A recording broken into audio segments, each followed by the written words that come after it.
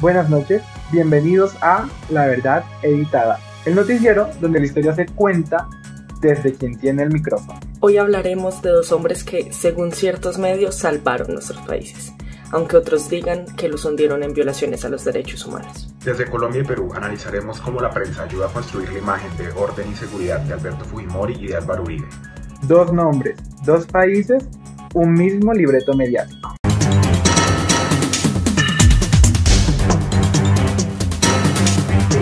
Durante los años del gobierno de Álvaro Uribe, buena parte de los medios de comunicación tradicionales promovieron una imagen de firmeza y autoridad.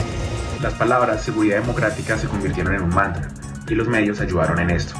Lo que las familias escuchaban en sus casas era que estas ejecuciones, estas persecuciones e interceptaciones eran parte de una guerra contra el terrorismo. Aquí aparece lo que en criminología mediática se llama pánicos morales. Se crea un enemigo o un monstruo popular y todo lo que haga el Estado para combatirlo parece ser justificable.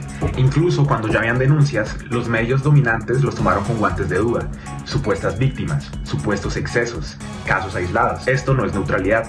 Esto es una forma de sembrar duda que termina suavizando el crimen y protegiendo a quienes lo cometieron.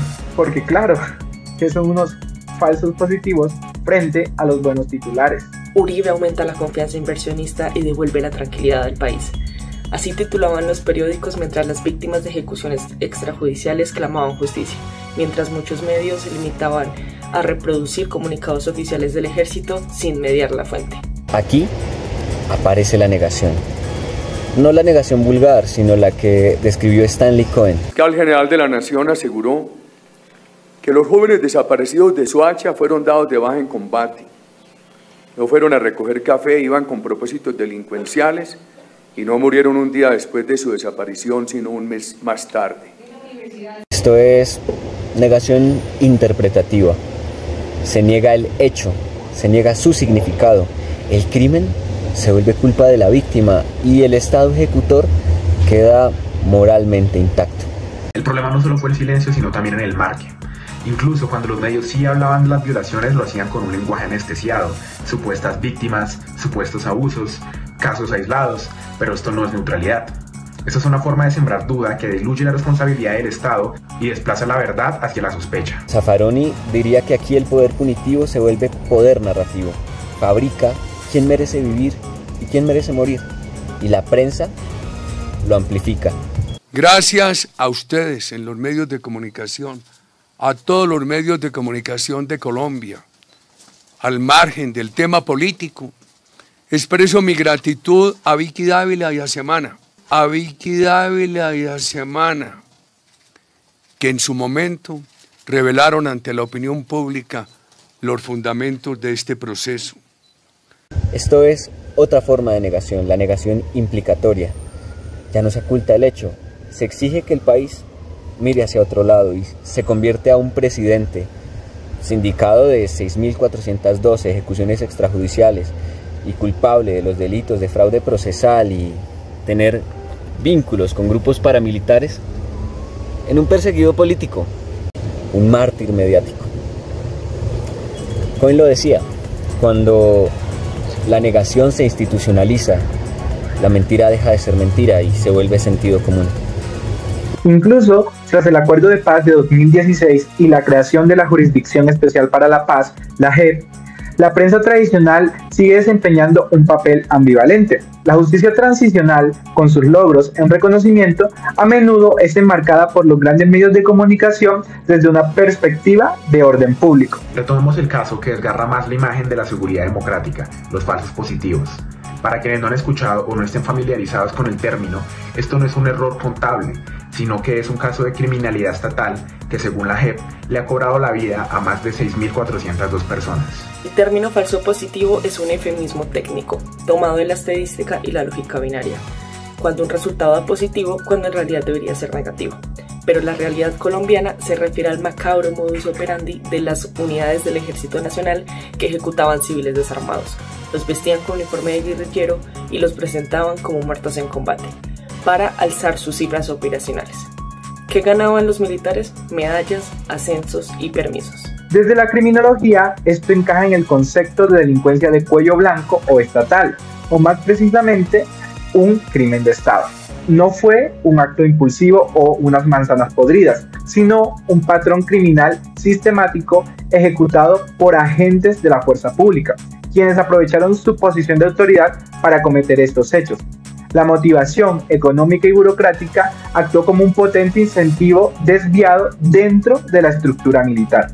¿Cómo comunicarle esto a la ciudadanía colombiana? ¿Cómo narrar un crimen de Estado donde los protagonistas son la fuente original de la noticia? La mayoría de los medios optó por seguir el discurso oficial, replicando comunicados como bajas a la guerrilla o duro golpe al terrorismo, lo que creó una espiral de silencio mediático. El framing mediático de entonces operó bajo la lógica de la exclusión simbólica. Al catalogar a las víctimas como sujetos criminales, automáticamente se les negaba ese estatus de víctimas, y con ello la exigencia de justicia por parte de la opinión pública. La prensa, en lugar de ser un contrapoder, actuó como una caja de resonancia de la propaganda de guerra estatal.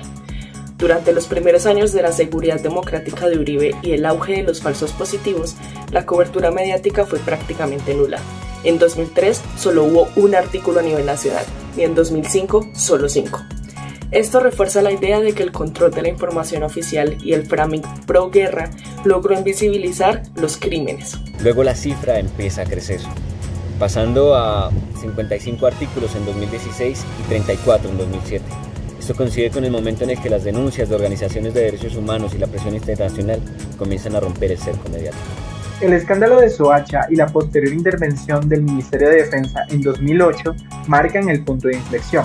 En 2008, la cobertura salta a 137 artículos y en 2009, la cobertura alcanza su pico máximo con 227 artículos.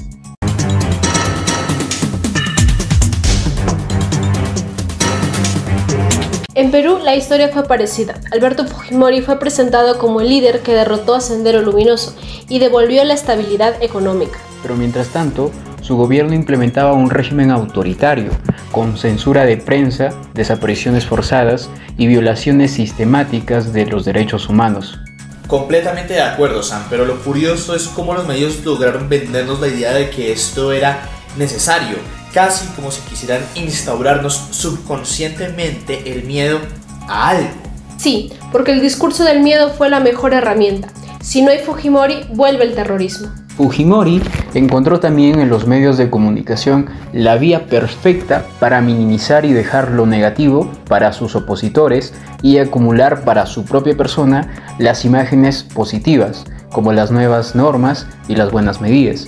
Y así los noticieros solamente hablaban de operativos exitosos, mientras se encubrían estas masacres como el caso La Cantuta, 9 estudiantes y un profesor asesinados en el año 1992 por un grupo militar clandestino, el Grupo Colina. Y así, como diría Gabriel García Márquez en el cuento Algo muy grave va a suceder en este pueblo, lograron instaurar en nuestras cabezas que sin Fujimori algo muy grave sucedería. Ese temor casi reverencial al terrorismo hizo que los medios ya no solamente informaran, sino que justificaran el actuar del entonces presidente como si esto fuese una especie de escudo frente a los peligros que la grave y desconocida sociedad aguardaba. Es así que noticieros importantes del país como La República tomaron un rol de oposición durante el gobierno de Fujimori, a pesar de que esta posición afectara la cobertura de noticias y denuncias contra el gobierno de turno. Esto se evidenció cuando publicaron un artículo en el que se afirmaba que Nicolás Hermosa Ríos, jefe de las Fuerzas Armadas, había admitido la participación militar en el caso de los 9 estudiantes y un profesor desaparecido de la Universidad Enrique Guzmán y Lavalle, La Cantuta.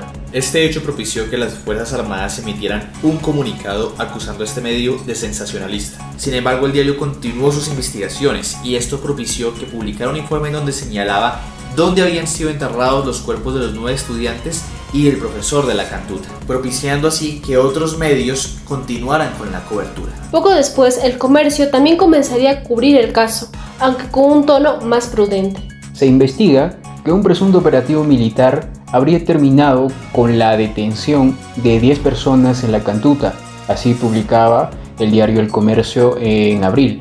Aunque no acusaban directamente la cobertura, amplificó la presión pública.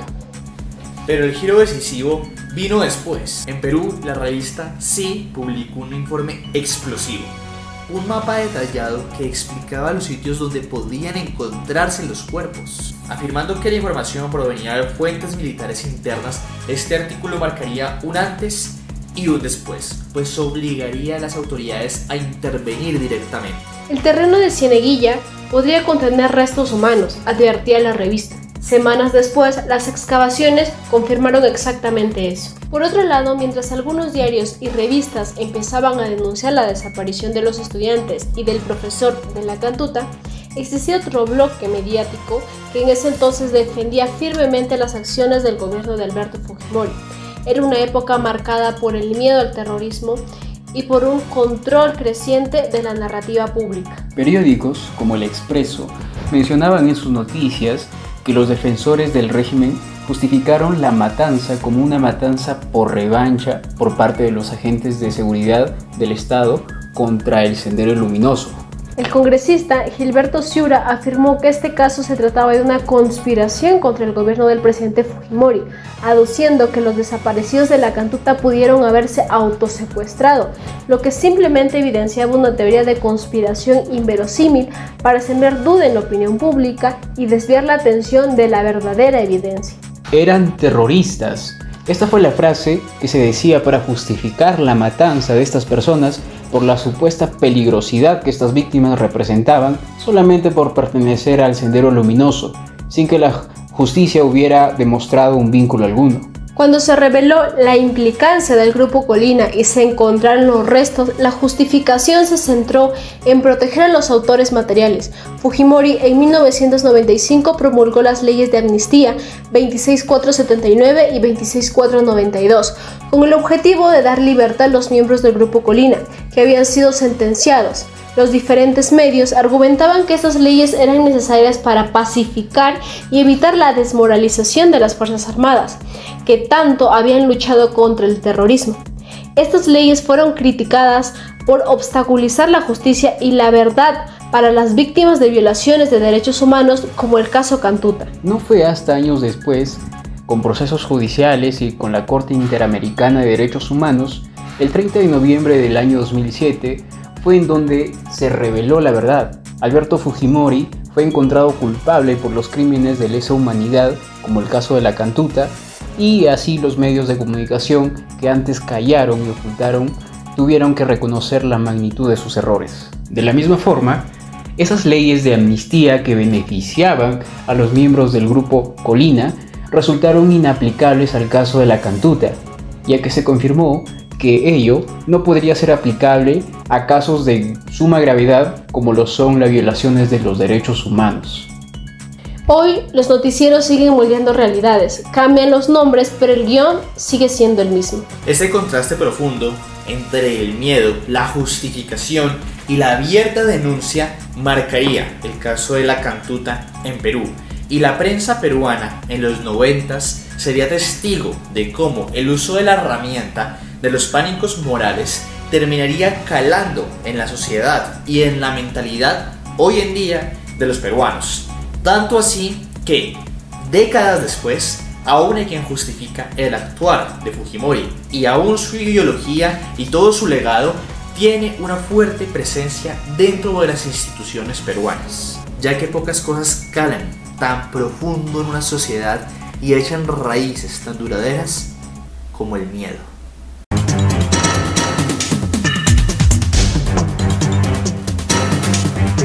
El concepto de pánico moral, acuñado por el sociólogo Stanley Cohen, describe una reacción social desproporcionada, alimentada por los medios, contra un grupo o fenómeno percibido como una amenaza fundamental a los valores de la sociedad.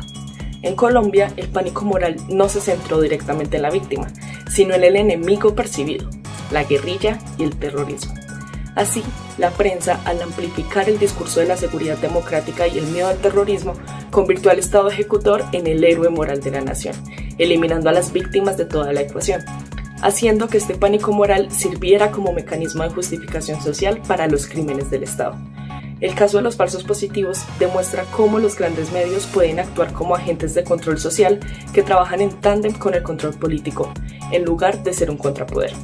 Así, durante el periodo más álgido, 2003-2005, el silencio mediático sobre las ejecuciones actuó como un filtro que legitimaba el statu quo.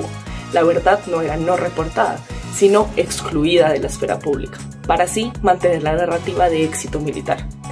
Por su parte, la masacre de la Cantuta muestra cómo incluso ante una tragedia de esta magnitud, palpable, y que además decantó en una condena internacional contra todo el Estado peruano, los medios, en su desesperado intento por mantener la idea de que se necesita la mano dura de Fujimori para una buena gobernanza del país, eligen bajar la intensidad de su labor periodística cuando se trata de atacar estos hechos atroces.